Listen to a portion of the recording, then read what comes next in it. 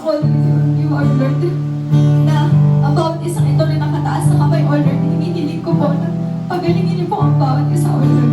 Sa pamamagitan ng makapangyarihan mong kamay, O Lord, umikot ka po ngayon dito sa amin, sa simbahan ito, na sa pamamagitan ng awiting ito, O Lord, you will declare, O Lord, na cast all our pain, O Lord, cast out lahat po ng sakit na nararamdaman ng bawat isa, lahat ng burdens, lahat ng pain, O Lord, alisin niyo po sa bawat isa, O Lord,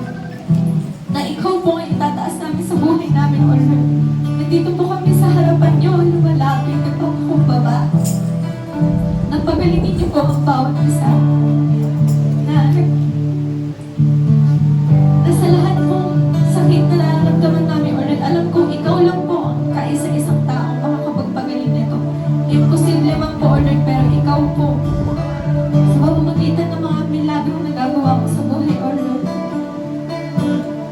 na you declare, O Lord, na tanggalin lahat ng sakit na nararamdaman namin sa pamamagitan ni Jesus, O Lord, na tinanggal mo po lahat ng kasalanan namin sa pamamagitan ng pagsugo mo ng anak mo, O Lord, na we'll lift up all our burdens, O Lord, sa iyo, na ikaw lang po ang tanging solusyon sa buhay namin na makakapagpawi nito, O Lord, na lumalapit po kami sa iyo, nagpapakumbaba, na pagalingin niyo po ang bawat isa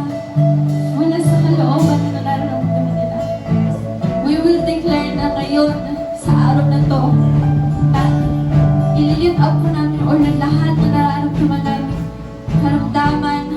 lahat ng kasalanan, maging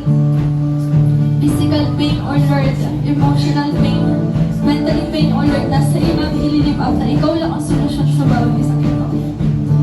Hinihiling ko po, O Lord, na ngayon sa araw na to,